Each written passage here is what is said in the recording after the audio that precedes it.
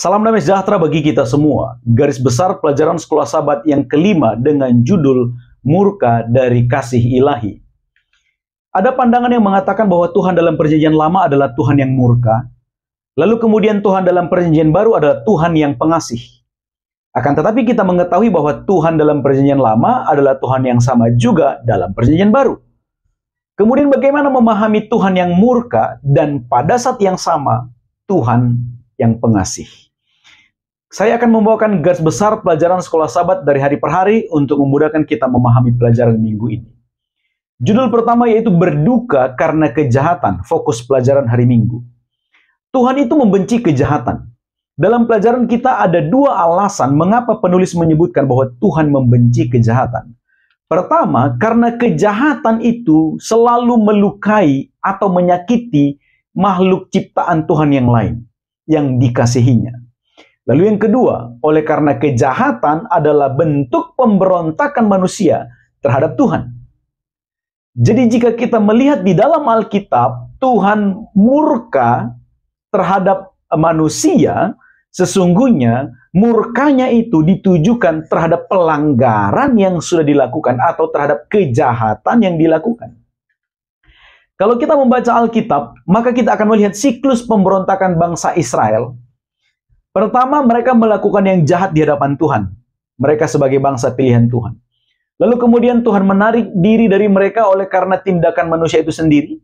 Lalu kemudian bangsa lain datang menindas mereka atau menawan mereka.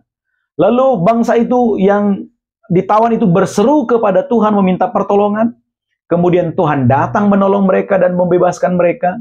Lalu yang terjadi kemudian adalah bangsa itu kembali memberontak terhadap Tuhan. Itu sebabnya kalau kita membaca kitab Nehemia 9 ayat 7-33, maka kita akan melihat kisah kasih Tuhan yang maha besar terhadap bangsa yang dikasihinya yang berulang kali melakukan pemberontakan. Dan Tuhan tetap mengasihi mereka, mengampuni mereka, dan bahkan kitab Nehemia katakan Tuhan tidak meninggalkan mereka. Lalu kemudian pelajaran hari Senin, Allah lambat untuk marah.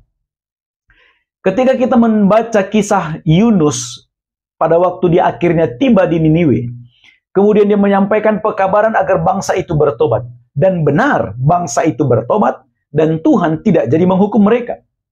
Oleh karena Tuhan tidak jadi menghukum bangsa Niniwe, lalu kemudian ada dua hal yang ditunjukkan peristiwa itu tentang Yunus dan juga tentang Tuhan. Pertama, kemarahan Yunus menandakan bahwa Yunus itu orang yang keras hatinya. Bagi Yunus, bangsa Asyur, ibu kotanya adalah Niniwe, mereka adalah bangsa yang jahat terlebih atas tindakan mereka terhadap bangsa Israel. Maka penilaian Yunus, bangsa itu harus dibinasakan. Tapi Tuhan tidak melakukan hal itu.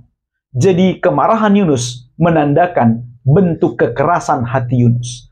Akan tetapi yang kedua, kemarahan Yunus justru menunjukkan bahwa betapa besarnya kasih Tuhan dan kemurahan Tuhan sehingga dia memberikan kesempatan bagi bangsa Asyur untuk hidup lebih baik di hadapan Tuhan. Lalu kemudian pelajaran hari Selasa, kemarahan yang benar. Kemarahan yang ditampilkan di dalam Alkitab yang dilakukan oleh Yesus tentunya, itu adalah bentuk kemarahan yang benar. Paling sedikit ada 3 peristiwa yang dikutip oleh penulis untuk menunjukkan kemarahan yang benar yang dilakukan oleh Yesus.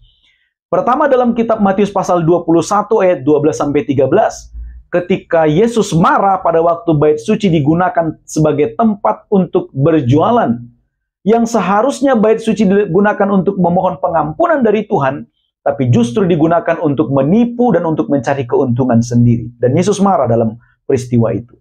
Yang kedua ketika ditulis dalam Markus pasal 10 ayat 13 dan 14. Ketika ada orang membawa anak-anak datang kepada Yesus, kemudian murid-murid melarang tindakan itu. Lalu Yesus memarahi para murid dan menyuruh agar anak-anak itu dibiarkan untuk datang kepadanya. Kemudian dalam Markus pasal 3 ayat 5, ketika orang-orang Farisi menunggu ada saat bagi mereka untuk menuduh Yesus melanggar hari Sabat, oleh karena Yesus melakukan penyembuhan pada hari Sabat. Dan atas tindakan orang-orang Farisi itu, Yesus marah.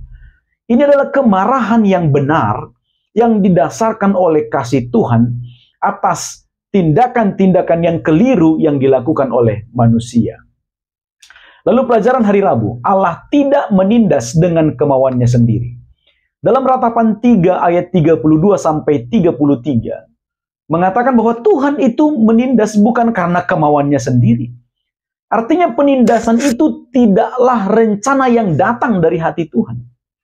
Paling sedikit ada dua alasan yang diangkat penulis. Lalu apa penyebab kesusahan atau murka Tuhan itu terjadi kalau bukan dari keinginan hatinya? Pertama, dalam kitab Ezra pasal 5, bangsa Israel itu diserahkan kepada bangsa Babel oleh karena Israel mengolok-olok utusan Tuhan, kemudian mereka menghina firman Tuhan, dan mereka mengejek nabi yang diutus Tuhan. Sehingga Tuhan melihat bahwa tidak mungkin lagi ada pemulihan dalam diri bangsa itu. Akhirnya mereka diserahkan untuk ditawan. Dalam 2 Tawarik pasal 36 ayat 16. Jadi itu alasan pertama. Lalu yang kedua adalah ketika kelak orang-orang jahat akan menerima penghukuman atas tindakan mereka, itu bukan karena keinginan Allah, melainkan oleh karena kasih karunia Tuhan itu membutuhkan keadilan. Artinya, setiap tindakan akan mendapat ganjarannya. Dan itu adalah bukti dari keadilan kasih Tuhan. Lalu kemudian pelajaran di hari Kamis menunjukkan kasih sayang. Ada 3 poin penekanan penulis untuk pelajaran hari Kamis ini. Pertama, penulis mengatakan bahwa di dalam Alkitab, murka Allah itu terjadi oleh karena ada tindakan kejahatan dan ketidakadilan. Maka ketika kejahatan dan ketidakadilan itu sudah tidak ada, maka murka Tuhan juga akan juga tidak ada. Lalu yang kedua, kalaupun akhirnya Tuhan memberikan penghukuman terhadap pelanggaran seseorang, itu pun dilakukannya atas dasar keadilan yang sempurna. Roma 12 ayat 19 mengatakan pembalasan itu hak Tuhan. Dan ketika Tuhan melakukannya, itu dilakukannya atas dasar keadilan yang sempurna.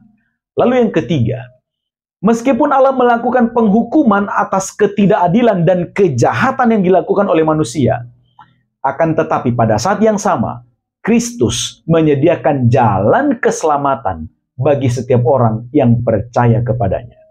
Berdasarkan 1 Tesalonika 5 ayat 9 katakan bahwa karena Allah tidak menetapkan kita untuk ditimpa murka, tetapi untuk beroleh keselamatan oleh Yesus Kristus, Tuhan kita. Sekarang kita memahami, murka Tuhan terjadi bukan kepada orang yang dicintainya, tapi terhadap tindakan pelanggaran atau kejahatan yang dilakukan oleh orang-orang yang diciptakan Tuhan, orang-orang yang dikasihi Tuhan.